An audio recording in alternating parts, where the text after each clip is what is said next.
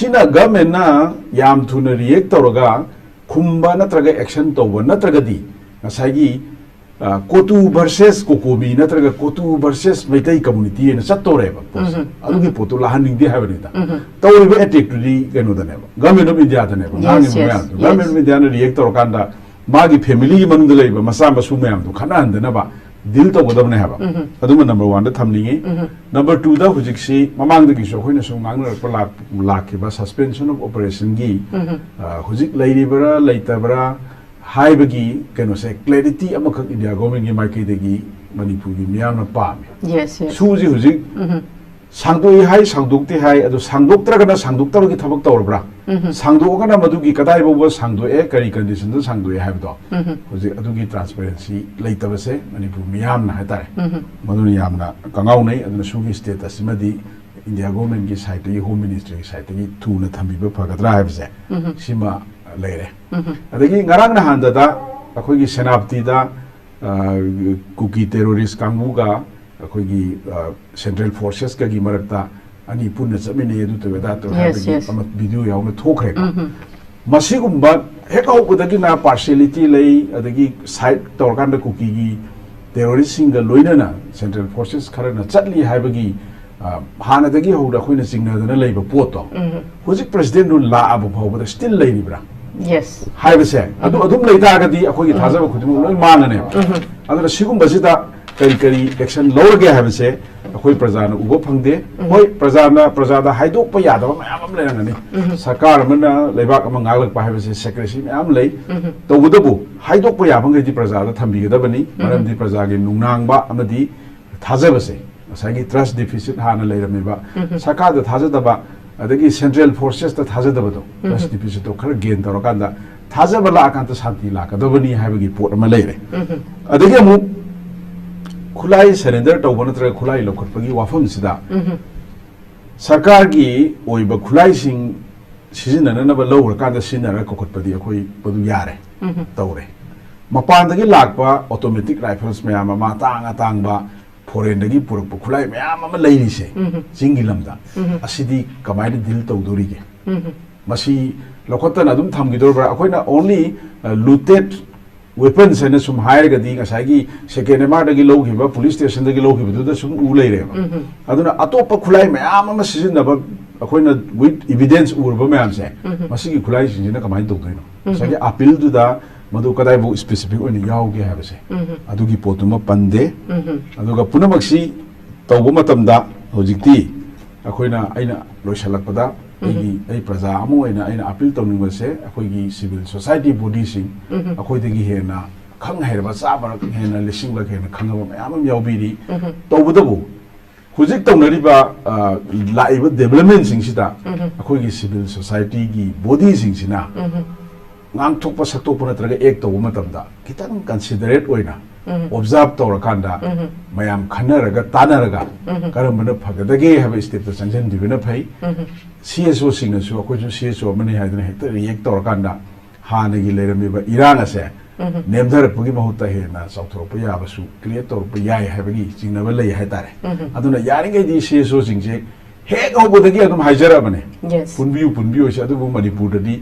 akhoi maroina maitai dadi punbagi tradition ama akhoi da hana leitaba aduna amuk excuse am worka da akhoi di pundri se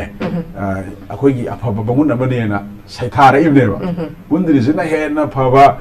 akhoi gi kano amani wakhalon amani gaina khalai neba ko aduna hujikti akhoi gi CSO singna heta thak react to wi potse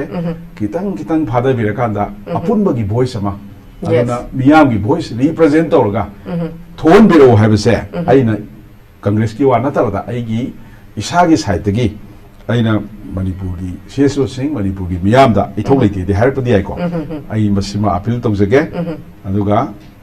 loisalakpada gasigi topics te lakanda huji lai posidi Cotu versus government of India re yes Cotu na Amit Shah da challenge to nate India government challenge to bani adu khangna Bharat Sarkar na India government na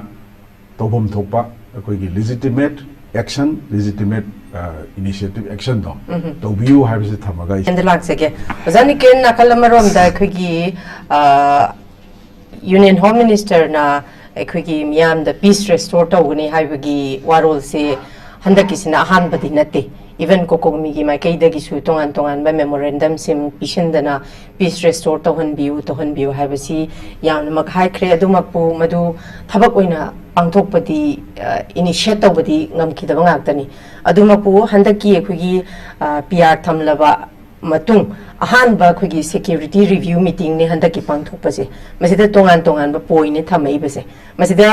yawra isida khigi yamaru oiba order yam akan order haragati tang ni pangi free movement gi si matang handaki khigi double engine government sida manipur da ma fail oiga su ada khigi union government ki di hojik paidana leiribanina handak akoi union home minister na thamaiba order si kari haini mamangda kaya initiate tawba ngamgidaba oiraga su handaki tangni pangi free movement se oza niken gi maikei de as a mpcc gi spokesperson amoina masi thabak oina haidi chathok chasin tawbai se mina chatoini chathok chasin tawbai se akoi gi bus tonga hojik chatpadi bus nungdi dum chatline boza bus to the khoi maitai masa tonga chatpa ngamabra habidugi question ama adudagidi two wheelers thauraga kanagumba miyoi mana senapati bobo chatpa ngamabra habagi question ama four wheelers ta family moi ani hum pulaga senapati bobo chatpa ngamabra ngamgadori bra habagi question sineba ozani ke kari thambini aina ahanu thambing basi akhoi mamang da laiba sahi ani gi mayada thokriba thodok haitare ko sigi keno sigi yengwa kanda center da madi state samana ba government dum leibani aduga mamangi manipur da popular ministry leiringai marakta su bolje akoina center gi court leina dum haina ba union home minister gi makutta leiba ngaktane mamang da su magi khut yam chauna lei haitare hojik su still samane only thing is manipur da popular ministry ama popular government ama suspended ta thamaga lei haibadu khaktane khenabadi thoidukna yankana leite adu buhandak president rule impose tawroba matungda khoi kitang initiative kharadi uba phange state ki action khara tawrkadra haibagi miyam da yamna chawba thajaba khara lei adubu masi leina haitare mamangda khoigi ine criticize tawbadi na sade mamangda hujik tapi gi badumaina union home ministry gi maikei dagi initiative khara ngalingai dagi hona lokhatpa matamda khoi mai pak punum ki de haitare ihan hana union home ministry na manipur da irang thu matung da laaga numit humni leire madugi matung da semba peace committee du khoi mai pakhidre yes sum recall to jage ko adugi matung da su marakta kayaba irang ji loisalani haibigi ko thaum do loisalani tha taruk do loisalani haibigi narrative khoi gi kare haitare commitment ma'am pi hai loi pheloi gi aduga latest october gi tarik 15 hogi ba jahi gi 2024 da delhi da declaration ama tawna ba delhi da khoi gi legislator khara ruling gi haitare ko kauraga maduda khoi gi this mission ama hobudau na ko yes mana tawgiba adagi tongan ba side sing da su khoi gi kulai thana da na ba sati leina na ba appeal tawna ba kai ni yana gi badong adu su adum flop ogi ba haitare madu ma su sana gi te aduna mamang da hogiba sigumba phelo gi ba initiative sing si yengurga di khoi hujik su dauti miyam da dum lei adu daut leiraga sum lei ba yaba nate leibak ama india gumba khwaidagi chawba democracy chep leiba asidi rule of law aina aina ngakadabani sidi Amit Shah na ngakadaba Modi na ngakadaba nate law ma lei leibak ki constitution lei jana ngalakadabani na hujilai wafam de kaino da si miyam je loi samdan jarka da president ru la ba matungda manipur da hujik lei bi ba governor sina mana tawreba action kharada koina state ki action khara mamang da udaba tha kun da ugidaba action khari tawre ena haibagi thajaba optimism di congress ki maikei da gisu yam maikei da gisu loin lei ni loi adagi handakta ikui da bada disam tongna na bagi haitare ko koi gi khulai se lut tawdi hainingdre lut tawai sina koi gi hurala na da pu budong na tawe adu khulai se koi lebak ngak na bagi namakta mathau taba khulai sing bibiyo koi ngakserege haidana lebak musiba edi bharot pu ngak ning ba bharot pu nungsiba narot mayam tholoktana leba ngaki haitare khungang jingse sina mu repeat tawjara roi adu sigi pot mayam se mu पिखलो अखोई state ना चपचाना थेंगनरनी हाइबगी commitment अमखक Manipur की governor की माइकैदगी हाइदि on behalf of the president नत्र on behalf of the government of India ओरम याइको अदुना अदुगुम कमिटमेंट अमा तौनरकांदा अखोई मयामना खंगनरिबा आरामबाई तेंगोलसु अखोई पीस टू द थाजब ओइन हाइतारे शांति द थाजब हाइतारे शांति पुरको पाम्बा मणिपुरदा नॉर्मल सिलाको पाम्बा हार्मनी अमदी हानगी पीसफुल को एक्जिस्टेंस यामना थाजबा मणिपुर अपुंबगी वखल खनबा बॉडी अमोइना आरामबाई तेंगोलसु मधु खुलाई दो मफम अथॉरिटी सिनग्रेबो 246 कुमा हाइतारे अदुना very clear maitai gi haitare ko valley de leiriba hotnariba organization sing khoi gi khun ngak ba sing kari sing mayam sidi manipur apun bagi oiba peaceful oiba kari haitare settlement ama pamba adumba loop sing ne lawe sidi hadaki tawriba thabakuna clear oina khoi uba phange adu akhoi ni yam ngai di sida Union Home Ministry की सुमा की तोहम थोपो तौरे होगी बदमाना हुजिकी deadline के पीदना Maggi मार्च के तारीख निपान लगी सथोक ससिन यानबगी free movement तौरनी गायना हायर कांसिदा कमिटी ऑन ट्राइबल यूनिटी सिना कोटू गुंबा ऑर्गेनाइजेशन अमना गवर्नमेंट ऑफ इंडिया गुंबा रिएक्ट तौरपसे सु यामना स्ट्रांग रिएक्शन नि सिदा सिजिनरिबा वार्डसिंग सिदी अखोगी भारत की अगेंस्ट लान हुबुगुम मने हाइतारे मागी लैंग्वेज मैम से अदुना अखोदी पाबदबु यामनबु नुंगाइतब याम यावरेबा सिगी कनो सिदिसितबु मरमदी भारत की कॉन्स्टिट्यूशन ना पीरिबा प्रोविजन को मफम खुदिमक्ता लोइना फ्री मूवमेंट याइ गायना हाइबसे यारोइ गायना मागी स्पेसिफिक जगागी ग थिंजलकपा अदगी मागी सिदिसिदा खुदिमक्सी अखोगी lawful negotiation तौरकांदा dialogue तौरकांदा issue खुदिमक solve तौगदबने सी अखोई democratic country अमगी सदा लो चटने अदुसु करिनो legal framework अमगी मखादा तौगदबने अखोई द लुरिजिना अदुसु या यारो non negotiable ने हाइनी मोइना थमिबा demand separate administration or union territory हाइबा पोट से सी non negotiable ने हाइबदी मदु हाना पीद्रिबा वारी सारो हाइबगी पोट सटखरेबो अदुदी सिगुम्बा अकनबा वहाई मैम अमा थोलोपसे मसिदी मखोगी दमक्तदी सुइसाइडल ने ना इना आइगी मोत लौजै अदुगा मोइदा पॉइंट अमखक यावबसे पॉइंट सुम येंगकपदा zero tolerance for betrayal and हाइरिसी मखोगी मरक्ता मखोगी कुकीजो पीपल मरक्ता कनागुमना गवर्नमेंट के लौतुना रमबा नत्रगा अखोइना हाइरिसी डिक्टेट सिगी अगेंस्ट सटपा तारगदी मदुसु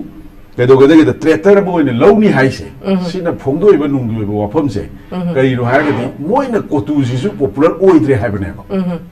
मखोइना पल्लिबा कम्युनिटी खरा अदुना कॉमन पीपल ना कोतु सि याद्रे हाइबगी कंक्रीट एग्जांपल ने लौवे अदुदी लोइना इंपोज तौबा फोर्स तौबगी फिबम दने बतौरिस प्रजा मयामगी अनिंगबा पाम एस्पिरेशन दो नत्ते ngasi कोतु हाइस हाइबदी हुजिक सही अनी की मतम सिदा प्रजा सिंची वाबा याबा वारे को अखोगी थेंगनबसे सिंगी तमगी नत्रगा मैते की कुकी नगागी नते लोइन वामिनरबनी पीसफुल सेटलमेंट पामदब अमत लेते लोइ पामदब प्रेसिडेंट रु लाकान सिदा नसागी मरकता पॉपुलर गवर्नमेंट दुदा अखोई खितन को मैते की अदुगी अदागी हाइना लैनरबदी आइको होजि लोइ समग्रे लोइनमक का हेतारे लोइना ममीसि मुटखरकांदा गवर्नमेंट ऑफ इंडिया ने होजि डील तौरिसि यस अदुना लाखदोइ सिदि कइरोदा अखोई टॉपिक सु याम फजै अमित शाह वर्सेस कोतु का हाइजे कोतु वर्सेस गवर्नमेंट ऑफ इंडिया ने होजि लाइस यस यस अदुना सिदा लाइबा जीरो टॉलरेंस हैना अमा मोइना मोइगी सेम कम्युनिटी की पीपल द थमिबा लैंग्वेज इन ताकपदी मोइ पॉपुलर ओइद्रे मखोइना पीरिबा डिमांड सिंग सिदि हा थमिबा डिमांड सिंग सिदि ओवर कॉन्फिडेंस ने लवे ओवर कॉन्फिडेंस करी ओइरबा यागदगे हाइबा मतमदा बीजेपी गवर्नमेंट ना बीजेपी की लुसिंगबसिंगना हौगिबा तांकक कयादा इलेक्शन कयादा मखोगी लालहौबा मयाम अमा खुलाई पाइबा मयाम अमगी मतेंग लौरकांदा इलेक्शन तौबा यानाबा होनाबदा कमिटमेंट कया तुंगी येंगदना तौथोखिएबा वोट मतेंग पांगु नोगी अपामा पीनी हाइदना हजन हजन कमिटमेंट पीगिबा लेटर दसु लैरबा वीडियो दसु डॉक्यूमेंट दसु लोइ लैरबा सिगमा मयाम सिना मोइले केदौगेदा गवर्नमेंट ऑफ इंडिया दा अदगी ऑनरेबल होम मिनिस्टर दा थाजा याम थमे ओवर कॉन्फिडेंस अकोइदी निगाइ तौबदा फंगनी मरम दिमा पीनी हाइगिबनी हाइबसे सिगु मखा तौब्राइ लवी अदुना हाइरिबा पोटसिंगदो यारोय मतम मतमगी कनागुम अमदा थोगा कमिटमेंट पिरमे हाइरगसु लैबा की लो लै India se mi amana pubanate mi kharana pubanate India di law na ran tawne rule of law haisina ultimately lo selakpadadi aina law in deal torkani haitare adano Cotu na thamiba statement se masi uibe yaroidaba point ngakani aina thajai government of India na tawge haina sincerely tawrabadi kanagi national highway khakta hangdokpa nate everywhere law phajana implement tawkanda ngasai sophisticated weapons mayam ma akhoi business tawba looting tawba akhoi kano dagi police dagi loba nataba mapa dagi foreign dagi sanga ga tawriba kholiba mayam se si bobo loina mathang mathang phagal agadi natraga mogi mathakta legal action tawragadi punamak suicidal oigani loinamak sokminagani haitare aduna ahan round da aina thamjani base Cotu na thamiba statement ase masi yamna baseless aduga moi masana masabu yamna overconfidence leibadagi yagadra na haiba potni masi India government na thawoi wawoi na kasu logadaba mande adugi mathakta India government na sincere orgadi moigi mathakta swift action athu matamda hoji phogdi lodri ko lawrakani haina khalli adubu akoina ngai ga doise March ki tarik ni pan bugdang di akoi president ne na yeng batai na don tham Okay, thank you very much. Ozani Ken, I'm Marik Jumba Warol Tambiri. Makatza by Ozani Ken, the Laxi, Ozani Ken. Hosiki, Ain Hanzeri, Wahang Dugi, Pakum, the Kugi, Ozatom Sana, Warol Kama, Tambi Greco, Masi, Ukaleba Wapam Maxi, Masi Cotu Gumba, ITLF Kumbana, Pukalamagati, Masikarasana, Nila, Pibam, they am Sana, they have Warol, so Tambiri, Aduga, Cookie sing the Tagaleba, casing Sida, Mpcc, my Kaitagi, casing si Mayuk Naraga Supreme Court, Zapiba Gimahut Tan, Sadi have a Warol to Tambiri, Ozanikan Kari clarification, Pibini. City Kanonida, TV, the Kaida, media, the Toga, Nana Vayada, so the York Pusui, and CD party go about to Yamkana. Relate Aquina, Congress Party, my Kaidi Tambadi, Advocate General Kakiwanate. Any political post. Yes. Analena Magamenduna, a point or Madam. Madu, Projective President will layer Vanina, Madudi Masana Dum,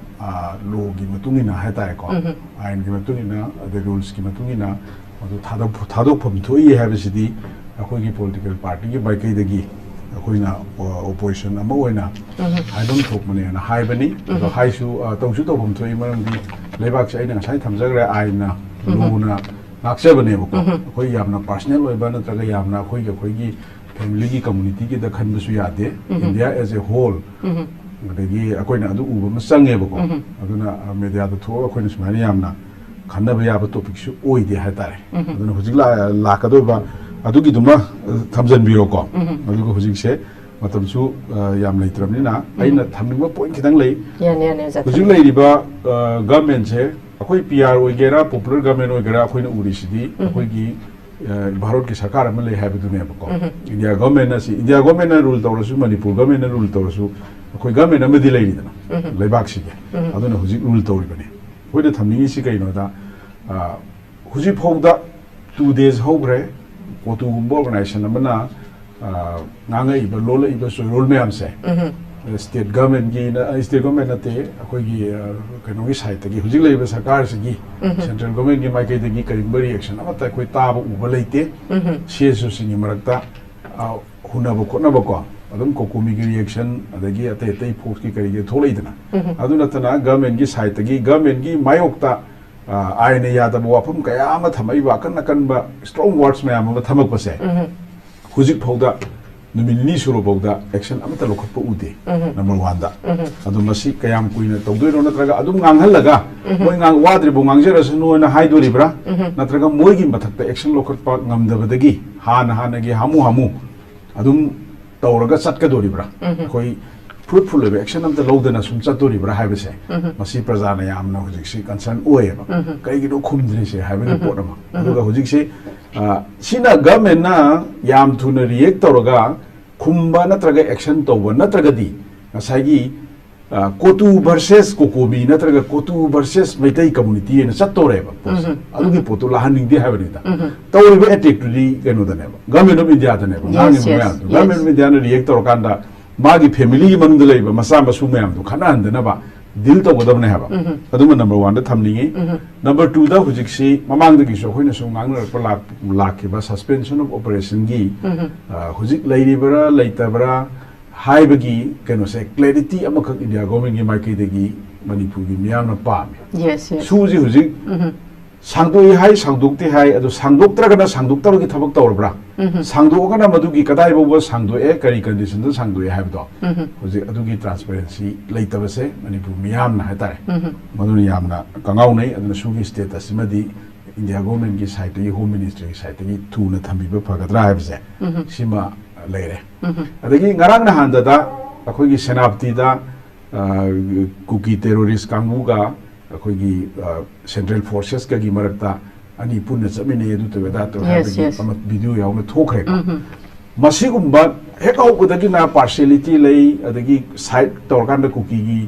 terrorist Singh लोइना central forces Kharna चटली हाबगी हानदगी Hoda खोइना सिंगनदना लइबा पोतो हुजिक president नु ला Abu फावबदा still लइरिब्रा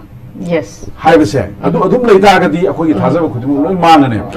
अदुना सिगुम्बसिदा करी action लौरगे है अखोई प्रजा उब फंगदे होय प्रजा हाइदोप Yadav ma'am लेरंगनी सरकार लेबाक गागलप है सेक्रेसी मैम ले तौबदबु हाइदोप याबंगदी प्रजा थम्बीगदबनी मरमदी प्रजा की नुनांगब थाजबसे ngसाई ट्रस्ट डिफिसिट हाना लेरमेबा सरकार थाजदबा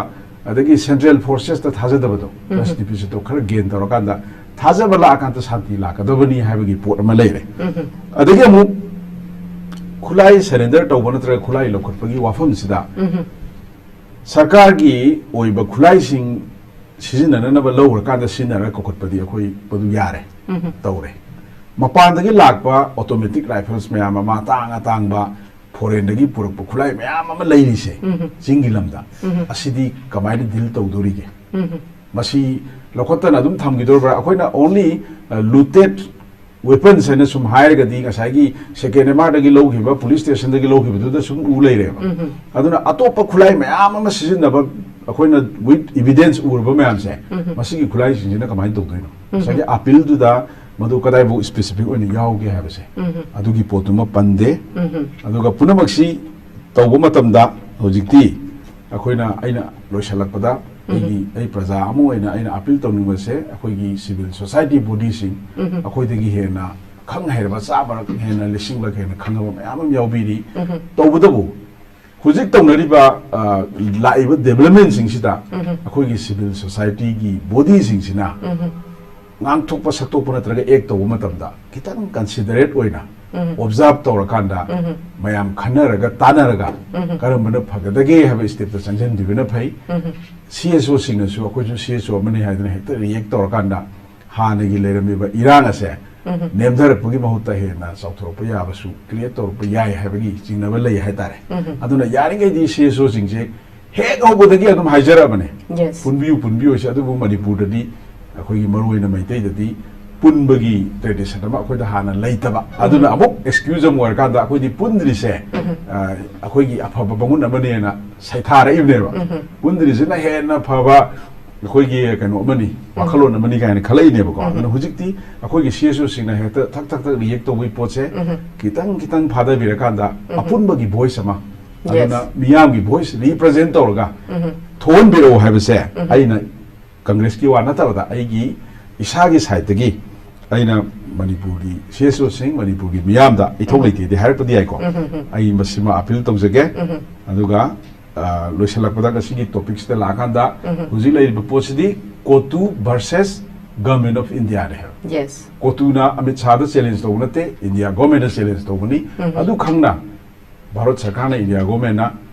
तौबम थोपा अखोइगी legitimate action legitimate initiative action दो तो व्यू है थमगा इस